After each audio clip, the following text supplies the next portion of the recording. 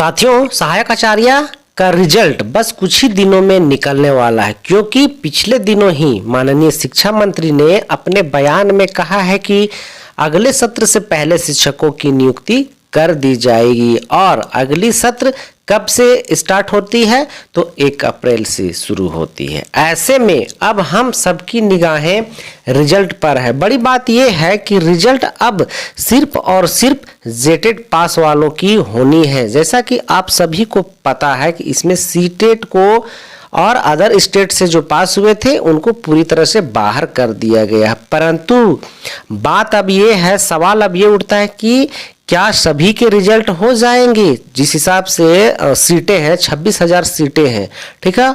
और तो इसमें क्या सभी की बहाली हो जाएगी या सभी के रिजल्ट हो जाएंगे?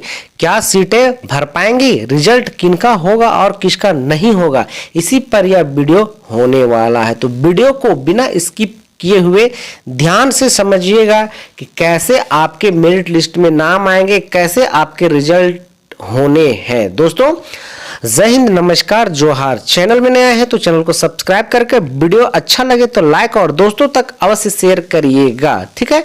आइए देखते हैं क्या है सिलेक्शन का प्रोसेस। तो ये जो वीडियो होने वाला है साथियों, ये 6 to 8 के होने वाले हैं, चाहे वह भाषा की हो, चाहे वह गणित की हो, या चाहे वह सामाजिक विज्ञान की हो। सभी के नियम लगभग बराबर है, इसलिए मैं तीनों को इसमें एक एक करके बता दूंगा। तो आइए दिखाते हैं आपको क्या है सिलेक्शन की प्रोसेस। तो साथियों, सबसे पहले आप लोग यहाँ देख पा रहे हो कि स्नातक प्रशिक्षित सहायक आचार्य के लिए मुख्य परीक्षा का विषय पाठ्यक्रम मुख्य परीक्षा के अंतर्गत 4 पत्र होंगे। ये तो हम सभी को पता है, आप सभी ने एग्जाम लिखा है कि 4 पत्र है।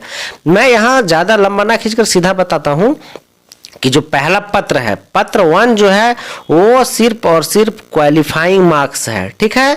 उसमें आपको कितने लाने हैं, कम से कम कितने मार्क्स लाने हैं आपको पता है? कम से कम आपको 30% मार्क्स लाने हैं, अर्थात 30 अंक लाने हैं। चूंकि प्रश्नों की संख्या 100 थी और पूर्णांक भी 100 था, अर्थात एक प्रश्न की जो अंक मान था वो 1 नंबर का था। तो ऐसी स्थिति में आपको जो है कम से कम 30 नंबर लाना है। 30 नंबर यदि आप नहीं लाते हैं तो पेपर 2, पेपर 3, पेपर 4 का जांच नहीं होगा। और आप सबको पता है कि मेरिट लिस्ट जो बनने हैं पेपर 2, ठीक है, कौन कौन सा?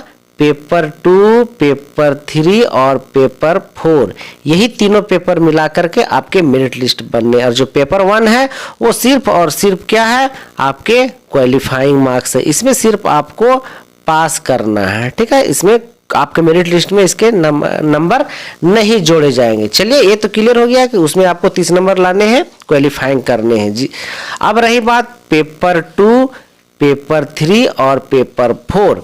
तो पेपर 2, पेपर 3 और पेपर 4, ठीक है, इसी से आपके मेरिट लिस्ट बनने। यहाँ एक बड़ी बात क्या निकल करके आती है, जैसा कि आप सबको पता है कि पेपर 3 में अगर बात गणित की जाए, ठीक है, जो साइंस वाले टीचर है, साइंस के जो है उसमें क्या है 3 पेपर होने थे, 60-60 नंबर के होने थे, है ना, या 60-60 क्वेश्चन होते। वो तीनों में क्या है, यहाँ जो आप यहाँ एक चीज देख पा रहे होंगे, क्या लिखा हुआ है कि उक्त विषय में 33% अंक लाना अनिवार्य होगा। उसके उपरांत ही सभी विषयों के प्राप्तांक के आधार पर मेधा सूची तैयार की जाएगी। अब सवाल ये उठता है कि क्या यहाँ तो 3 सब्जेक्ट है, इसमें से किसी 3 को रखना था, mathematics, physics, chemistry, bio, botany और जूलॉजी को मिला करके किसी 3 सब्जेक्ट को आपको रखना है। अब रही बात कि क्या मैं यदि किसी एक पेपर में अगर 100 का 100 ले आता हूं तो क्या बहाली होगी? तो नहीं, आपको हर खंड में, ये जो 3 खंड, इसमें 3 सब्जेक्ट दिया हुआ, उसे हर खंड में आपको कितने 33% मार्क्स लाने हैं। हर एक अलग अलग खंड में 33% मार्क्स लाने हैं, तभी आपके मेरिट लिस्ट बनेंगे। सपोज कि अगर यदि 2 पेपर में आपके 60-60 आ जाते, लेकिन जो एक पेपर है, पेपर बोले तो एक सब्जेक्ट में फिजिक्स, केमिस्ट्री, बायो में से किसी में से हमने एक एग्जांपल लिया, किसी में से एक में 30 आते हैं या 32 आते हैं, तो फिर आपके मेरिट लिस्ट में नाम नहीं आएंगे। इसलिए आपके सिलेक्शन जो है वो हर खंड में, हर खंड बोले तो फिजिक्स अगर आप रखें तो फिजिक्स में भी 33% होना चाहिए, केमिस्ट्री रखें तो केमिस्ट्री में भी 33% होना चाहिए, बॉटनी रखें तो बॉटनी, अर्थात जो तीनों पेपर आप रखे हैं वो तीनों में अलग अलग 33% मार्क्स होनी चाहिए। चाहिए उसके बाद ही। अब रही बात कि यहाँ तो 33%, पेपर 4 की जो बात की जा रही है पेपर 4 की, वो है 33%। अब ओवरऑल कितने मार्क्स लाने हैं कि मेरा मेरिट लिस्ट में अभी भी आपका कंडीशन यह शर्त पूरी नहीं हुई है, अभी और आगे मैं बताने वाला हूं कि क्या शर्तें हैं। इसी तरह अगर सोशल साइंस की बात की जाए, ठीक है, सोशल साइंस में देख रहे हैं कौन कौन से पेपर है, इतिहास है, भूगोल है, पॉलिटिकल साइंस है, इकोनॉमिक्स है, सोशल साइंस है, ठीक है, लेखा शास्त्र है, व्यापार अध्ययन, जितने भी यहाँ पेपर है इसमें से भी आपको कितना 3 पेपर रखने थे। अब इस 3 पेपर में अलग अलग आपको 33% मार्क्स करके लाने हैं। अलग अलग बोले तो आपको हर पेपर में कितना 33% मार्क्स लाने अनिवार्य है, तभी आपके मेरिट लिस्ट में नाम आएंगे। ये मैं बातें बता रहा हूं आपको, सिर्फ और सिर्फ पेपर 4 की मैं बात कर रहा हूं। उसी तरह दोस्तों भाषा की अगर बात की जाए, भाषा में भी आप देख पा रहे हैं ना, इतने सारे पेपर में भाषा में जो रखे गए हैं, इसमें से 3 पेपर आपको रखने थे, उसमें से आपको क्या है, इसमें भी वही कंडीशन है कि आपको 33% हर खंड में लाने होंगे। तो ये तो हो गया जनरल की फोर्थ पेपर का। अब रही बात, अब यहाँ देखिए, यहाँ जो है आपके क्लियर कर दिए गए हैं कि पेपर 1 में जो है वो 30% मार्क्स लाने हैं, तभी अगला पेपर की जांच की जाएगी। अब रही बात, यहाँ हम लोग ना चल करके सीधा चलते हैं कि हमें टोटल कितने % मार्क्स लाने होंगे पेपर 2, पेपर 3 और पेपर 4 मिला करके। आइए देख लेते हैं। इसको यहाँ देख पा रहे हैं कि परीक्षा में, इसको देख लेते हैं कि परीक्षा में न्यूनतम अर्हतांक से कम अंक पाने वाले अभ्यर्थियों को मेधा सूची में शामिल नहीं किया जाएगा। अब देख पा रहे हैं अनारक्षित और ईडब्ल्यूएस के लिए कितना रखा गया, कम से कम 40% मार्क्स होने चाहिए। तीनों पेपर 2, पेपर 3 और पेपर 4 मिला करके कम से कम आपके 40% मार्क्स होने चाहिए। अगर तीनों पेपर 2, पेपर 3 और पेपर 4 को मिलाते हैं तो हम क्या हैं, 380 नंबर के होते हैं। क्या है, पेपर 2 है 100 मार्क्स का,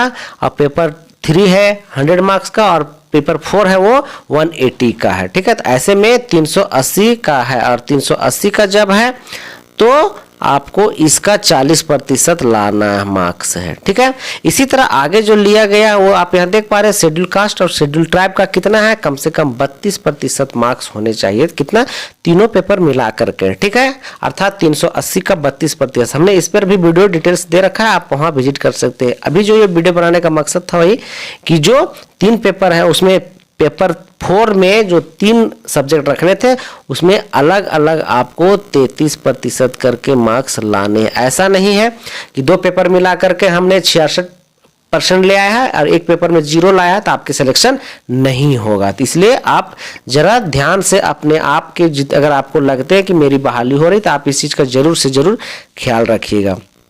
उसी तरह है दोस्तों आगे कि ओबीसी के लिए देख रहे हैं, BC1 के लिए 34% रखा गया है, 380 का 34% होना चाहिए, और BC2 का है 36.5% होना चाहिए। कितना का, 380 का 36.5%। आदिम जनजाति के लिए यहाँ 30 दिया गया। ठीक है, लेकिन 30 किसी के आएंगे या नहीं आएंगे इसकी गारंटी नहीं है, आ जाएंगे। ठीक है, तो यहाँ क्या है कि अगर आप 33% करके ले आते हैं पेपर 4 में, तो उधर क्या है, दोनों पेपर में आपको 27 लाएंगे तो एवरेज कितना हो जाएगा, 30%। तो आदिम जनजाति के लिए बढ़िया एक अपॉर्चुनिटी है, क्योंकि उनकी जो रखे गए हैं वो सिर्फ और सिर्फ 30% रखे गए हैं। तो ऐसी स्थिति में उनकी जॉब पक्की है किसी भी तरह से। ठीक है, तो दोस्तों अभी के लिए इतना ही। अगर यदि इसमें भी आपको कंफ्यूजन है तो है ना, आप हमें जरूर कमेंट करिएगा, मैं उस पर भी एक वीडियो बना दूंगा अलग से। रही बात कि जो मेरिट में अगर कहीं भी कोई कंफ्यूजन है, इसके बाद जो डॉक्यूमेंट की बात आएगी मैं आगे वीडियो में बताऊंगा कि कास्ट रेसिडेंशियल के क्या है,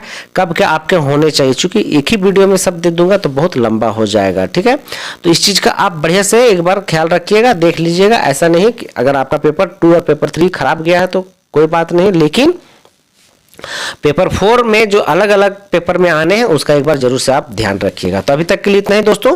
वीडियो में बने रहने के लिए आप सबका बहुत बहुत शुक्रिया। आगे भी और भी इस तरह का वीडियो पाने के लिए चैनल को अवश्य सब्सक्राइब कर लेंगे। तो थैंक यू, धन्यवाद।